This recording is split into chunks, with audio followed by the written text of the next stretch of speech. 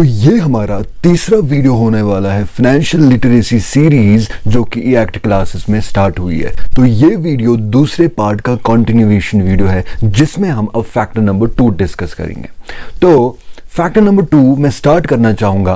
मैं आपको बताना चाहूँगा कि हम सीए फाइनल के स्टूडेंट्स जो है वो एफआर में सीए फाइनल में एक इंडियन अकाउंटिंग स्टैंडर्ड पढ़ते हैं जिसका नाम है बिजनेस कॉम्बिनेशन। मुझे आप में उसमें बिजनेस कॉम्बिनेशन नहीं सिखाना, बट मुझे आपको बताना है उसमें एक इंटरेस्टिंग डेफिनेशन दी गई है बिजनेस की। बिजनेस किसको कहते हैं? तो उसमें कहा गया कि business is an integrated set of activities and assets. I repeat, business is an integrated set of activities and assets. That means कि business में अगर assets है, liabilities है, share capital है, सिर्फ वो business नहीं है बल्कि business में business की activities भी होती है। उन assets को manage करना भी होता है, उन inputs पे process भी होता है और application of process भी होता है।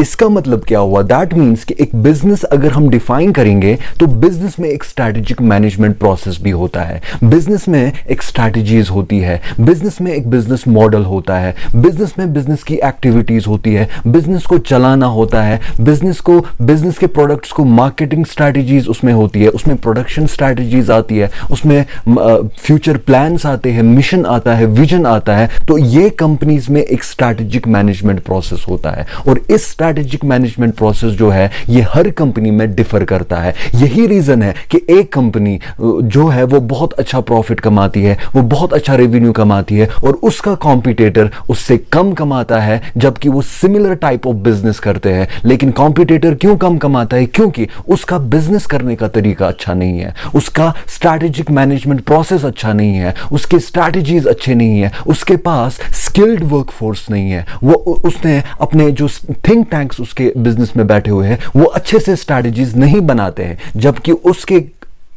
कंपैरिजन में जो दूसरी कंपनी है वो बहुत अच्छा प्रॉफिट कमाती है क्योंकि उनके स्ट्रैटेजीज अच्छे हैं, उनके मैनेजमेंट प्रोसेस अच्छी है, उनका विजन अच्छा है, उनका फ्यूचर प्लान अच्छा है, उनका मिशन अच्छा है, उनके प्लान्स बहुत ऑर्गेनाइज तरीके से बनाए गए हैं। तो ये सारी चीजें, ये सारा प्रोसेस जो है ये भी एक वैल्यू रखता है एक बिजनेस में।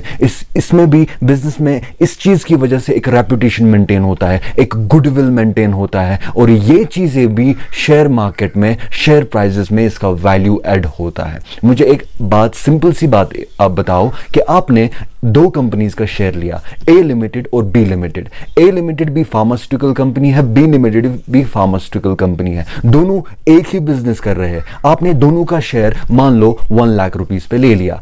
ए लिमिटेड का शेयर भी आपने 1 लाख रुपीस पे ले लिया और बी लिमिटेड का शेयर भी आपने 1 लाख रुपीस पे ले लिया। लेकिन कुछ टाइम बाद, 1 साल या 2 साल के बाद आपको लग रहा है कि ए लिमिटेड जो है इसका रेवेन्यू बहुत अच्छा है क्योंकि ए लिमिटेड के पास स्ट्रैटेजीज बहुत अच्छी है, इनका प्लान बहुत अच्छा है, इनका विजन, इनका मिशन बहुत अच्छा है, फ्यूचर में इनके प्लान्स जो है वो बहुत स्ट्रांग है। और बी लिमिटेड का आप जब एनालिसिस करते हो तो आपको लग रहा है कि बी लिमिटेड के प्लान्स उतने अच्छे नहीं है, इनका बिजनेस करने का तरीका उतना अच्छा नहीं है, इनके मार्केटिंग स्ट्रैटेजीज उतने अच्छे नहीं है, इनके प्रोडक्शन स्ट्रैटेजीज उतने अच्छे नहीं है, इनके फ्यूचर में जितने भी इनके प्लान्स है बिजनेस को एक्सपैंड करने का, एक्सपेंशन का या कुछ भी ग्रोथ का, वो उतना स्ट्रांग नहीं है। तो मुझे आप खुद बताइए कि आप किसका वैल्यू, आप किसके शेयर का वैल्यू ज्यादा रखोगे, आप किसके शेयर को ज्यादा वैल्यू पे शेयर मार्केट में भेजोगे? तो ऑब्वियसली सी बात है ए लिमिटेड का शेयर का वैल्यू जो है वो आप इंक्रीज करोगे क्योंकि उनकी स्ट्रैटेजीज, उनका बिजनेस करने का तरीका, उनके मार्केटिंग स्ट्रैटेजीज, उनकी प्रोडक्शन स्ट्रैटेजीज बहुत ही स्ट्रांग है।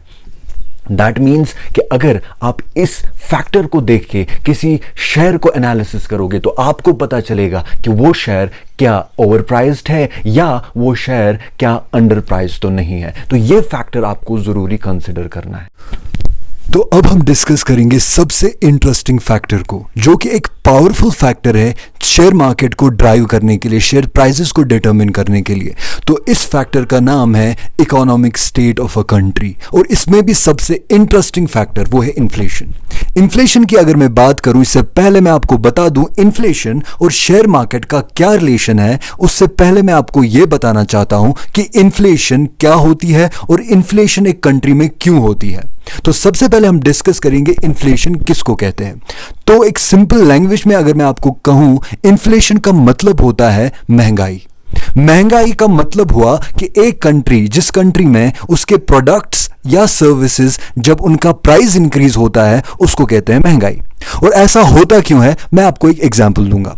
एक कंट्री में जब लोगों के पास बहुत ज्यादा पैसा आता है, दैट मीन्स कि उनके पास डिस्क्रिशनरी इनकम ज्यादा बनती है, उनके पास स्पेंडिंग पावर ज्यादा होता है, वो स्पेंड ज्यादा करते हैं। दैट मीन्स वो प्रोडक्ट्स को ज्यादा खरीदते हैं और वो प्रोडक्ट्स को ज्यादा कंज्यूम करते हैं।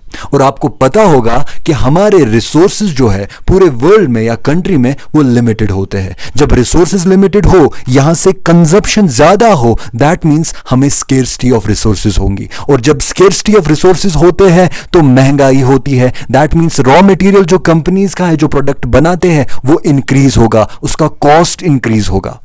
और इतना ही नहीं, गवर्नमेंट भी प्ले एक पार्ट करती है। वो इस कंजप्शन को रोकने के लिए इंटरेस्ट रेट्स बढ़ाती है। आरबीआई इंटरेस्ट रेट्स को इंक्रीज करता है। उससे क्या होता है, जब इंटरेस्ट रेट्स इंक्रीज होंगी तो कंपनीज का कॉस्ट ऑफ बोरोविंग्स इंक्रीज होगा, कंपनी का जो कॉस्ट है वो इंक्रीज होगा। और जब कंपनीज का कॉस्ट इंक्रीज हुआ, यहां से रॉ मटेरियल का प्राइस भी राइज हुआ, दैट मींस प्रॉफिटेबिलिटी पे डायरेक्ट इंपैक्ट पड़ेगा। और प्रॉफिटेबिलिटी, जब प्रॉफिट कम हुआ, मैंने पहले फैक्टर में आपको बताया था, जब प्रॉफिट कम होगा शेयर प्राइस कम होगा, जब प्रॉफिट इंक्रीज होगा शेयर प्राइस इंक्रीज होगा। तो इस केस में जब प्रॉफिट डिक्रीज होगा तो शेयर प्राइस डिक्रीज होगा। तो कंक्लूजन में मैं कह सकता हूं कि जब इन्फ्लेशन होगी किसी कंट्री में तो उस कंट्री में शेयर प्राइस डिक्रीज होगा।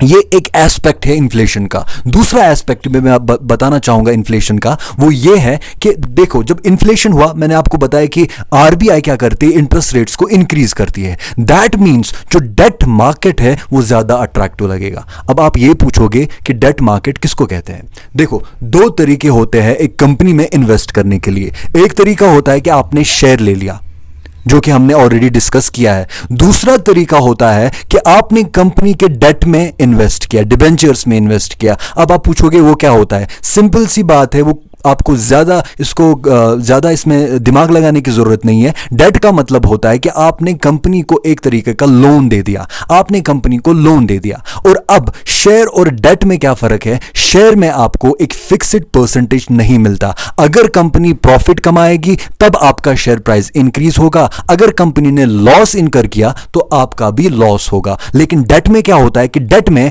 आपको एक फिक्स्ड परसेंटेज मिलता है। आफ्टर ए ईयर और आफ्टर ए मंथ एक फिक्स्ड परसेंटेज आपको मिलता है। वो इंटरेस्ट रेट पे डिपेंड करता है, जितना इंटरेस्ट रेट होगा वही रिटर्न आपको मिलेगा। तो इन्फ्लेशन में क्या होता है कि डेट मार्केट अट्रैक्टिव बनता है, क्योंकि इंटरेस्ट रेट्स हायर जब होंगे तो लोग क्या करेंगे, लोग शेयर को बेचेंगे, वहां से पैसा निकाल के डेट में इन्वेस्ट करेंगे, क्योंकि अभी उनके लिए ज्यादा लुक्रेटिव, ज्यादा प्रॉफिट उनको किसमें दिख रहा है, वो डेट में दिख रहा है, क्योंकि उनको फिक्स्ड परसेंटेज मिल रहा है, उनको higher rate of interest as a return मिलता है। तो ये भी एक रीजन है इन्फ्लेशन का।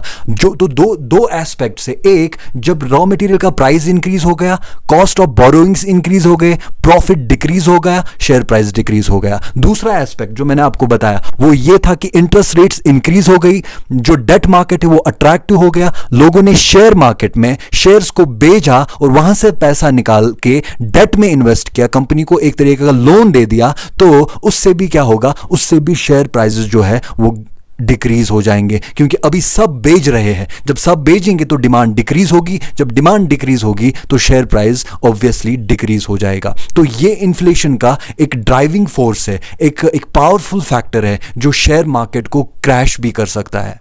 तो ये था इन्फ्लेशन का फैक्टर जो हमने सिंप्लीफाई तरीके से समझा।